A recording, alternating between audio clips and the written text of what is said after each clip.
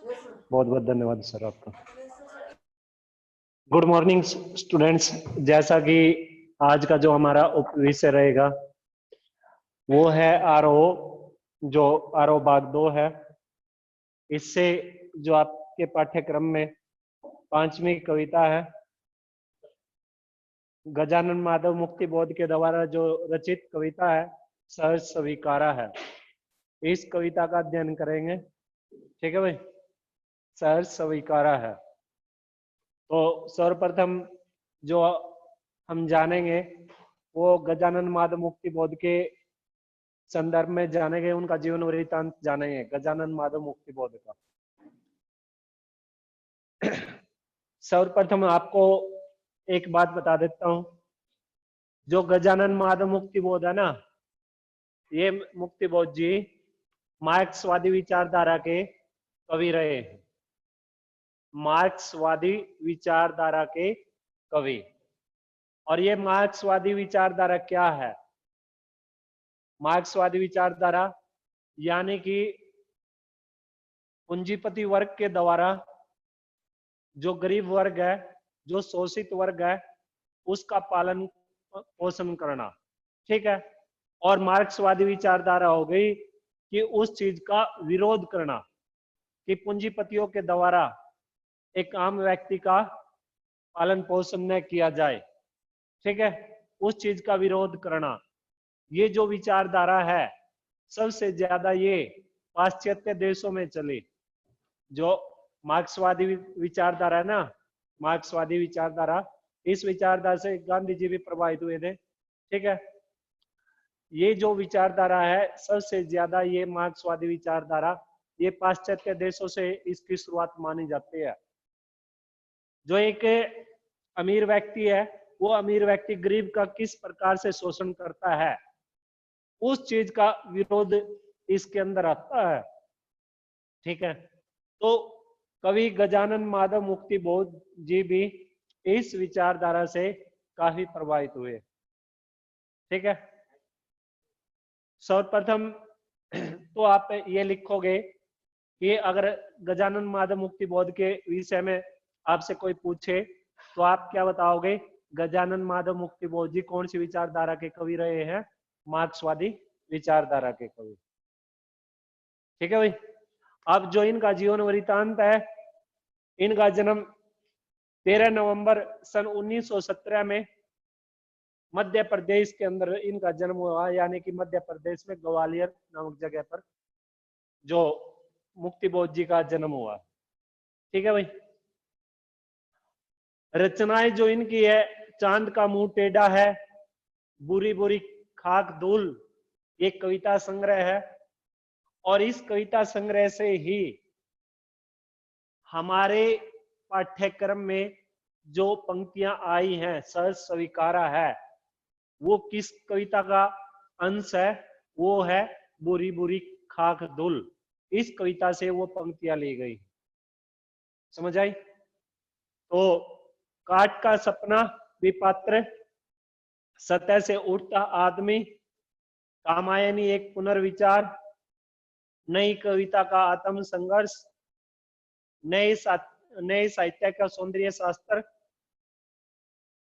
समीक्षा की समस्याएं, एक साहित्यिक की डायरी, भारत इतिहास और संस्कृति।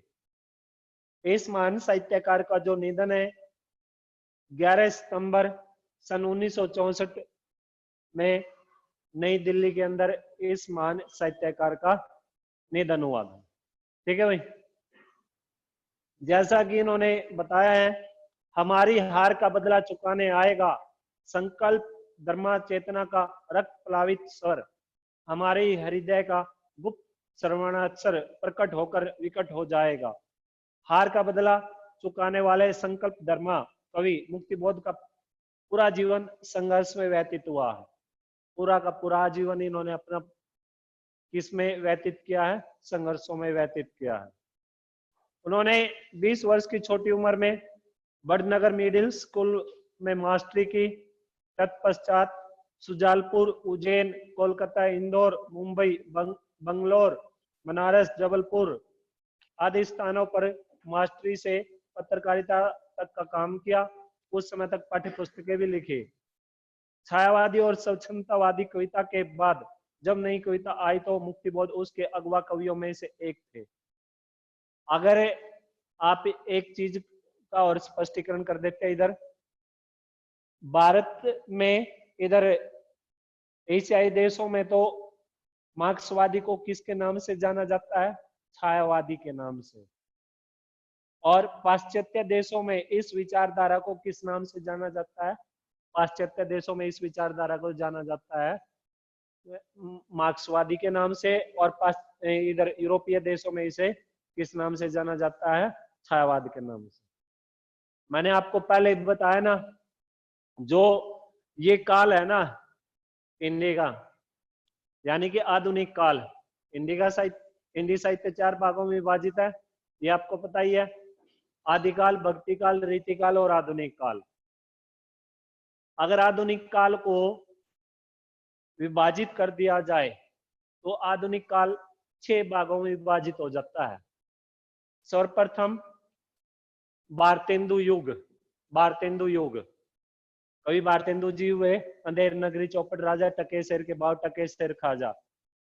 ठीक है, तो भारतेंदु जी का जो युग माना जाता है वो माना जाता है 1850 से 1900 ईस्वी का जो दौर है, इसमें भारतेंदु युग, इस युग को भारतेंदु युग के नाम से जानते हैं। ठीक है, इसमें प्रमुख रहे भारतेंदु जी और इनके सहयोगी गण। फिर दूसरा जो दौर शुरू होता है वो दौर शुरू होता है द्विवेदी युग के नाम से, महावीर प्रसाद द्विवेदी। ठीक है, ये जो दौर शुरू होता है 1900 ईस्वी से 1918 ईस्वी तक का, जो मैं आपको बताऊंगा उसी पॉइंट पे आएंगे। और फिर 1918 से 1936 का जो दौर है, इस दौर को जानते हैं छायावाद के नाम से। छायावाद के नाम से इस दौर में प्रकृति के संदर्भ में, नारी के संदर्भ में, इस दौर में कवियों ने जो अपनी लेखनी चलाई, जो एक गरीब व्यक्ति का अमीर व्यक्ति के द्वारा जो शोषण किया जाता था उस पर अपनी लेखनी चलाई। नारी के अधिकारों से संबंधित उन्होंने अपनी विचार चिंतन किए। प्रकृति से संबंधित, प्रकृति के साथ जो खिलवाड़ किया जा रहा है, इस दौर में सबसे ज्यादा जो ख्याति प्राप्त की वो किसने की? सुमित्रानंदन पंत ने, सूर्यकांत त्रिपाठी निराला जी ने, जयशंकर प्रसाद जी ने और महादेवी वर्मा ने। चकोड़ी, चकोड़ी के नाम से जानते हैं इन्हें। ठीक है, इन 4 महान साहित्यकारों को इस दौर में सबसे ज्यादा प्रसिद्धि प्राप्त हुई। यानी कि कहने का जो तात्पर्य ये है कि पाश्चात्य देशों में जो ये 1918 से 1936 का जो दौर हिंदी साहित्य के इतिहास में जाना जाता है छायावाद के नाम से, पाश्चात्य देशों में इस दौर को किस नाम से जानते थे? मार्क्सवाद के नाम से जानते थे। समझ आई बात? ठीक है, और 1936 के से 1943 यानी कि 43 तक प्रयोगवाद, और प्रयोगवाद के बाद ये क्या नाम है 1936 से 1943 तक का जो दौर था वो प्रगतिवाद था। और प्रगतिवाद के बाद का जो दौर था 1943 से के बाद का जो दौर शुरू होता है, यानी कि 1951 तक का वो जो दौर शुरू होता है वो प्रयोगवाद के नाम से जानते हैं उसको, प्रयोगवाद के नाम से। ठीक है, तो ये जो कवि हैं ये आते हैं छायावाद के दरमियान। किस काल में आएंगे ये? छायावाद के काल, छायावाद में। ठीक है, 2 बातें स्पष्ट हुई। आगे देखिए, छायावाद और स्वच्छंदतावादी कविता के बाद जब नई कविता आई तो मुक्तिबोध उसके अगवा कवियों में से एक थे। मराठी संरचना से प्रभावित लंबे वाक्यों ने उनकी कविता को आम पाठक के लिए कठिन बनाया, लेकिन उनमें भावनात्मक, विचारात्मक ऊर्जा अटूट थी, जैसे कोई नैसर्गिक अंतःस्रोत हो जो कभी चूकता ही नहीं। बल्कि लगातार अधिकाधिक वेग और तीव्रता के साथ उमड़ता चल आता है। यह ऊर्जा अनेक कल्पना चित्रों और फैंटेसियों का आकार ग्रहण कर लेती है। फैंटेसी कौन होते हैं? फैंटेसी होते हैं काल्पनिक विचारधारा के जो कवि होते हैं, उन्हें फैंटेसी बोलते हैं। ठीक है, तो इसके अंदर आप जो पढ़ोगे मुक्तिबोध जी के, अगर साहित्यिक विशेषताओं पे चले, ये तो हम पढ़ चुके हैं, उनकी बात शैली के संदर्भ में अगर जाने, साहित्यिक विशेषता के संदर्भ में जाने, तो सबसे पहले जो पॉइंट बनेगा, इन्होंने अपने काव्य संग्रह में सबसे ज्यादा जो अहमियत दी वो किसको दी? शोषण वर्ग के प्रति घृणा। शोषण वर्ग के प्रति घृणा। जो अमीर व्यक्ति है वो गरीब व्यक्तियों का किस प्रकार से शोषण करता है, उन ऐसे अमीर, उन पूंजीपतियों का इन्होंने खुलकर विरोध किया है। समझ आई बात? ये जो दौर है ना, ये दौर छायावाद का जो दौर है, इसको रहस्यवाद के नाम से भी जानते हैं। रहस्यवाद के नाम से, यानी कि पता ही नहीं चलता कवि किसके संदर्भ में बताना चाहते हैं। अब ये जो कविता है ना, इस कविता में बात घूम घूम कर आएगी। अंत में अगर जो बुद्धिजीवी प्राणी होगा वो बात को निकाल लेगा कि कवि ने ये जो बातें सभी कुछ कही है, ये किसके विषय में कही है? अपनी प्रेमिका के विषय में कही है। लेकिन कहीं पर ये आपको लगेगा कि शायद वो अपने माँ से बातें कर रहे हैं, कहीं पर आपको लगेगा बहन से बातें करते हैं, कहीं पे लगेगा कि वो अपने पिताजी से बातें करते हैं, लेकिन ऐसा कुछ नहीं है। स्टार्टिंग से ही खुलकर आपको ये बातें बताई जाएंगी। स्टार्टिंग से ही कवि अपनी प्रेमिका को ये सब कुछ जो विचार चिंतन जो उन्होंने किया है इस कविता में, वो अपने ये जो पंक्तियां हैं उनकी प्रेमिका से संबंधित है। ठीक है, पहला पॉइंट स्पष्ट हुआ। फिर दूसरा जो है वो है शोषित वर्ग के प्रति सहानुभूति। शोषित वर्ग यानी कि जिस वर्ग का शोषण किया जा रहा है, जो गरीब लोग हैं, उनके प्रति कवि के मन में सहानुभूति थी। ये पॉइंट आप लिख सकते हो साथ में, ताकि आपको आगे काम आएंगे ये। ठीक है, आपकी किताब में कहीं लिखे हुए नहीं है। तीसरा, समाज का यथार्थ चित्रण। समाज में जो कुछ भी घटित हो रहा है उस समय कवि ने जैसा भी देखा है, यथार्थ होता है कि हम जैसा देखते हैं उसे वैसे ही उसी रूप में प्रकट कर देना, हैज इट इज, उसको क्या बोलते हैं? यथार्थ बोलते हैं। जिसने जैसा देखा है उसे ज्यों का त्यों उसका बखान कर देना, उसका वर्णन कर देना। ठीक है भाई, 3 बातें हुई। चौथा ही जो बात आएगी, निराशा एवं कुंठा का चित्रण। निराशा एवं कुंठा का चित्रण। कवि ये जो गतिविधियां समाज के अंदर हो रही थी, इस तरह की गतिविधियों को देखकर कवि बहुत ही ज्यादा निराश थे। ठीक है, 5वीं जो बात आएगी, वैयक्तिकता। वैयक्तिकता, ठीक है, कवि ने खुद के बारे में भी बताया है। वैयक्तिकता से अभिप्राय कवि खुद के बारे में बताता है।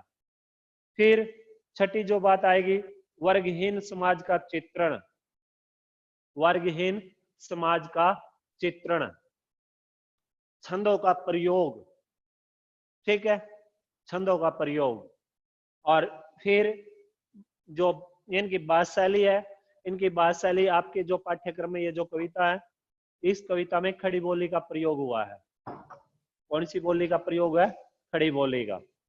ठीक है, कवि ने अपने काव्य संग्रह में अधिकतर, ज्यादातर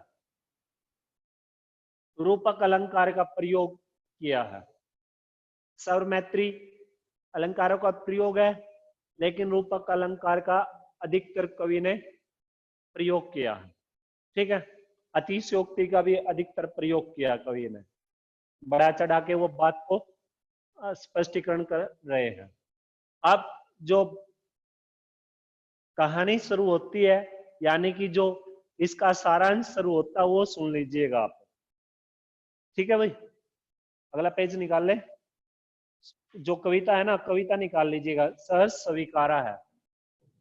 तो इसका सारांश सुन लीजिएगा, क्योंकि सारांश समझने से आपको कविता के जो भाव हैं वो अपने आप ही समझ आ जाएंगे।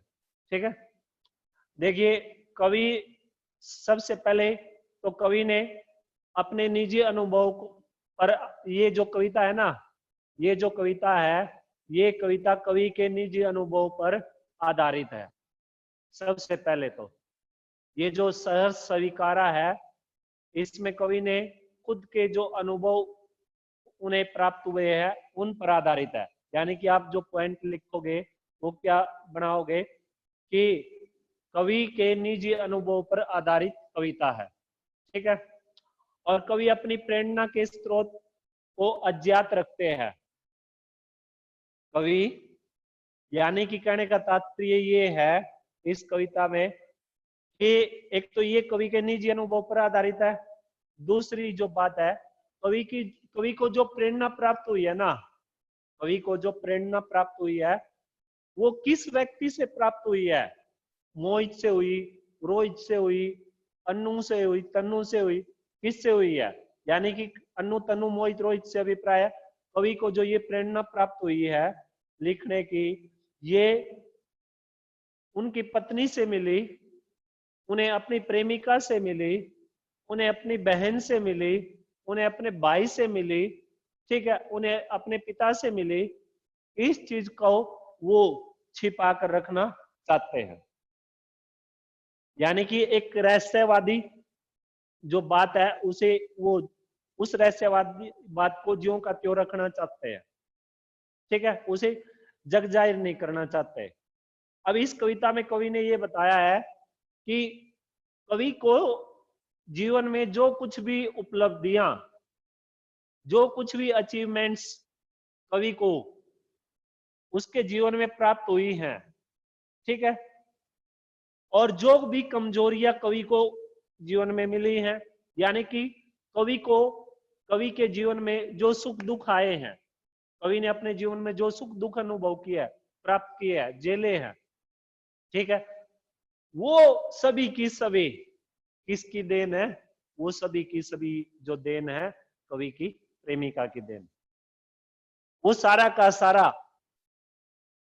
का सारा जो श्रेय कवि देना चाहते हैं, किसको देना चाहते हैं? अपने जीवन का पूरा जो श्रेय देना चाहते हैं कवि, पूरा का पूरा श्रेय देना चाहते हैं अपनी प्रेमिका को। समझ आई बात? कवि का जो जीवन है वो संघर्षमय जीवन है। उन्होंने अपना जो जीवन है गरीबी में व्यतीत किया, लेकिन ये जो गरीबी है ना, गर्बीली जीवन, गर्बीली विशेषण शब्द का प्रयोग है कि कवि की ये जो गरीबी है, ये गरीबी कवि के लिए ये मत समझना कि ये उसकी कमजोरी थी। ये तो सिर्फ कवि अपना स्वाभिमान प्रकट करने के लिए ऐसा इन शब्दों का प्रयोग कर रहे हैं। समझ आई बात? ठीक है, तो इस कविता में जो कहने का तात्पर्य ये है कि ये जो कविता है, इस कविता में कवि के मन में जो भाव उत्पन्न हो रहे हैं, ठीक है, जो कुछ भी कवि को सुख दुख, यानी कि जो कुछ भी उसे खुशी प्राप्त हुई है, उस खुशी के पीछे, उस दुख के पीछे किसका हाथ है? उनकी प्रेमिका का हाथ। सारा का सारा श्रेय जो कवि है अपनी प्रेमिका को देना चाहते हैं। समझ आई बात? देखते नहीं हो फिल्मों में, नाटकों में आप इस तरह से ये नौटंकी देखते हैं हम लोग। यानी कि जैसे ही हीरो को हीरोइन मिल जाती है आपस में, वो उनकी लाइफ ही चेंज हो जाती है। हीरोइन अपने परिवार के खिलाफ हो जाती है, हीरो अपने परिवार के खिलाफ चला जाता है, सब कुछ त्याग देते हैं वो अकेले, यानी कि निजी जीवन जीना बेहतर समझते हैं। ठीक है, तो इस कविता में कवि ने कहने का तात्पर्य है कि कवि ने अपने निजी अनुभव को प्रकट किया। सीधी सी बात यह है। और वो निजी अनुभव किस रूप में बताए हैं वो हम जैसे ही कविता पढ़ेंगे उससे आपको पता चल जाएगा। ठीक है भाई, समझ आई बात? चलिए, सहज स्वीकारा है। सहज का अर्थ होता है खुशी, खुशी से, खुशी से। स्वीकारा होता है मन में किसी चीज को मान लेना, स्वीकार कर लेना। अंग्रेजी में एस्पेक्ट बोलेंगे, ACCPET, है ना? ऐसे ही बोलते होंगे, यही बनती होगी, जो भी होगा देख लेना। इंग्लिश इतनी ज्यादा आती नहीं है ना, तो ये ऐसा ही कुछ शब्द होगा। ठीक है, यानी कि स्वीकारा से अभिप्राय है स्वीकार करना, मन में किसी चीज को बैठा लेना। अब देखते नहीं है, मान लीजिए आप हनुमान जी की भक्ति करते हैं, ये राम जी की करते हैं, ये कृष्ण जी की करते हैं। ठीक है, तो मन में मैंने किसको बैठा लिया? हनुमान जी को। मेरी पूरी की पूरी श्रद्धा किसके प्रति है? हनुमान जी के चरणों में। इनकी पूरी की पूरी श्रद्धा किसके चरणों में? कृष्ण जी के चरणों में। उस चीज को कहते हैं स्वीकारा, यानी कि स्वीकार कर लेना। ठीक है, चलिए, जिंदगी में जो कुछ है, जो भी है, सहज स्वीकारा है, इसलिए कि जो कुछ भी मेरा है वह तुम्हें प्यारा है। गर्बीली गरीबी यह है, ये गंभीर अनुभव सब, यह विचार वैभव सब। दृढ़ता यह है, भीतर की सरिता, यह अभिनव सब, मौलिक है, मौलिक है। इसलिए कि पल पल में जो कुछ भी जागृत है, अपलक है, संवेदन तुम्हारा है। सबसे पहले तो आप ये देखोगे, ये जो कठिन शब्द आए हुए हैं इनका अर्थ जानने की कोशिश कीजिए। ठीक है भाई, जो कुछ है, जो भी है, इससे एक अभिप्राय है कवि ने अपने जीवन में जो भी उपलब्धियां प्राप्त की हैं, जो भी कवि के जीवन में सुख आए हैं और दुख आए हैं, सुख दुखों से है। ठीक है, समझ आई बात? फिर सहर्ष का अर्थ मैंने बता ही दिया आपको। फिर है गर्बीली। गर्बीली जो शब्द है वो विशेषण है। ठीक है, गर्बीली से अभिप्राय गर्व से युक्त, गर्व से भरा हुआ। लिख लेना ये साथ के साथ में कठिन शब्दों के अर्थ। गर्बीली से अभिप्राय गर्व से युक्त या अभिमान से भरी हुई। ठीक है भाई, गंभीर, गंभीर से अभिप्राय है गहरा, यानी कि गैवर्ण की आवृत्ति है। और जब दो या दो से अधिक बार किसी भी व्यंजन वर्ण की आवृत्ति हो जाती है तो कौन सा अलंकार होता है? अनुप्रास अलंकार। ठीक है भाई, अनुभव, अनुभव से अभिप्राय है व्यवहारिक ज्ञान से। अनुभव से अभिप्राय क्या है? व्यवहारिक ज्ञान से। विचार वैभव, विचार वैभव, विचार वैभव से अभिप्राय है विचार चिंतन करना, सोच विचार करना, सोचना, समझना, या ये लिख सकते हो विचार चिंतन, विचार चिंतन करना। ठीक है, दृढ़ता, दृढ़ता से अभिप्राय है मजबूती, दृढ़ता से अभिप्राय क्या है? मजबूती। भीतर की सरिता, अब इस पंक्ति में रूपक अलंकार है, रूपक है इसमें, और लक्षणा शक्ति भी आ जाएगी, बताऊंगा लक्षणा कैसे आएगी। ठीक है, तो भीतर की सरिता, सरिता क्या होती है? नदी, यानी कि आंतरिक रूपी नदी। आंतरिक रूपी नदी से जो अभिप्राय है वो क्या है?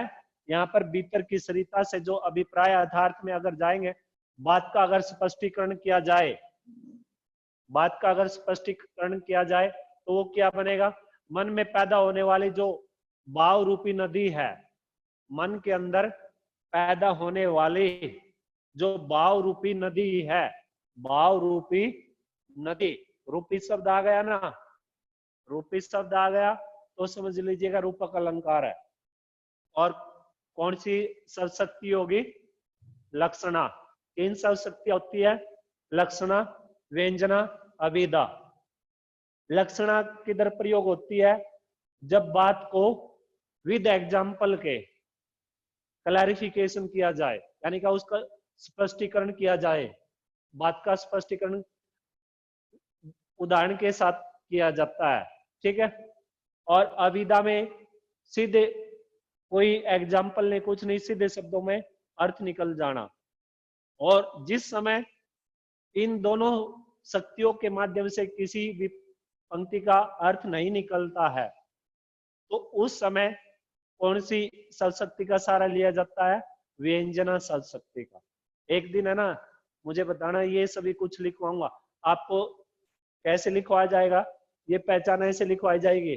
अगर लक्षणा शब्दशक्ति है तो लक्षणा शब्दशक्ति के साथ कौन सा गुण प्रयोग होता है? प्रसाद गुण होता है। अगर प्रसाद गुण किसी पंक्ति में आया है तो उधर कौन सी शक्ति होगी? लक्षणा होगी। माधुर्य गुण होगा तो कौन सी शक्ति होगी? कौन सी रीति होगी? वैदर्भी रीति है, गौड़ीय रीति है, पांचाली रीति है, ठीक है। तो यहाँ पर वैदर्भी रीति है, ठीक है। तो आगे चलिए। मौलिक से अभिप्राय है मूल रूप से। मौलिक से अभिप्राय क्या है?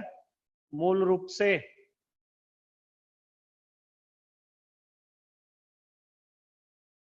पल पल, व्यावरण की आवृत्ति है, अनुप्रास अलंकार है। और पल पल, हर समय, प्रत्येक समय या हर क्षण, व्यावरण की आवृत्ति है।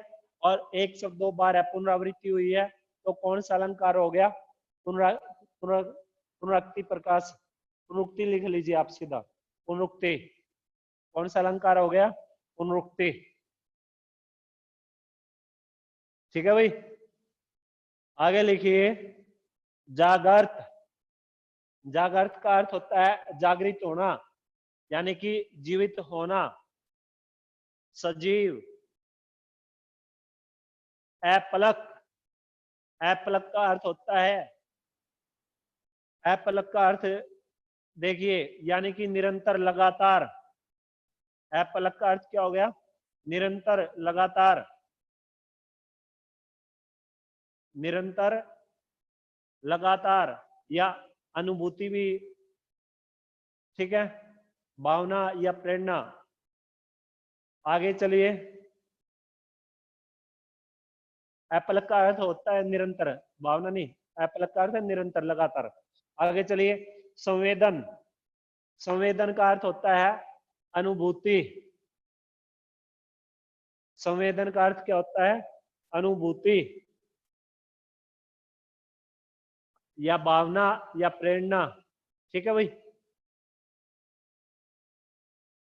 अब इसमें जो काव्य सौंदर्य है, काव्य सौंदर्य लिख लीजिएगा एक बार, फिर आपको इसका अर्थ बताया जाएगा, ठीक है। देखिए, पूरे के पूरे पद में रहस्यवादी भावना है, रहस्यवादी भावना है। खड़ी बोली का प्रयोग है। कौन सी बोली का प्रयोग है? खड़ी बोली का, ठीक है। शांत रस है,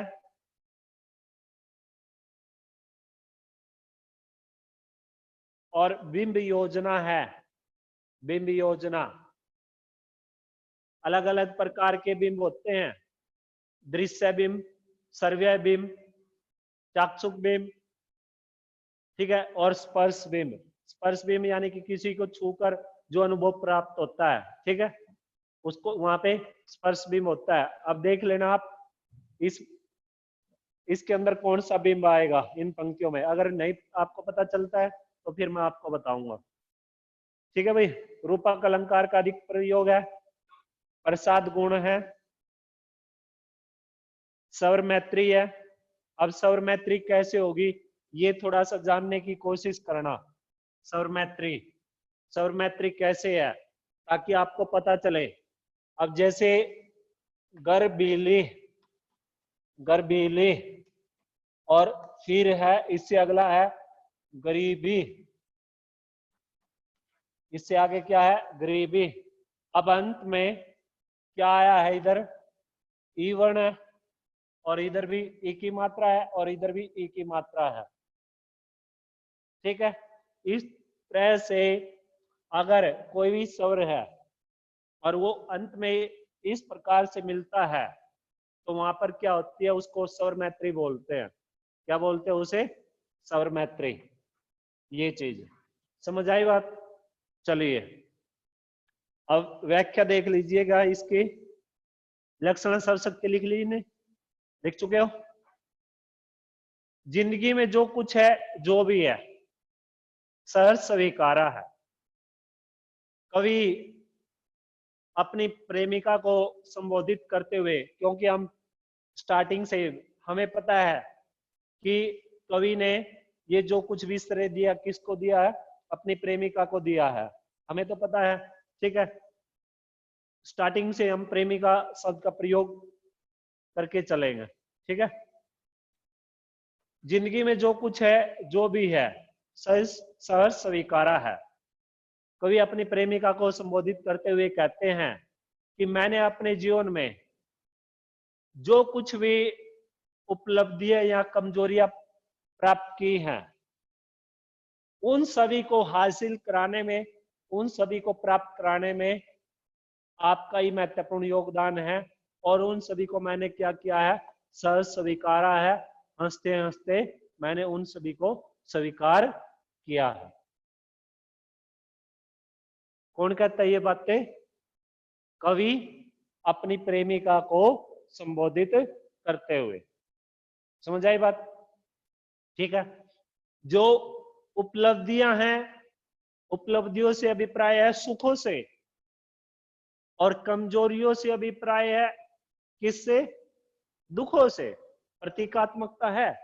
ठीक है, प्रतीकात्मकता कैसे होती है वो समझ लीजिएगा। प्रतीकात्मकता होती है कि जैसा, जो सुख दुख, जैसा जीवन कवि ने व्यतीत किया, वैसा उन उसकी पंक्तियों को पढ़कर आने वाली जो युवा पीढ़ी है, वैसा जीवन वो व्यतीत न करे। यानी कि उनके जीवन, उनकी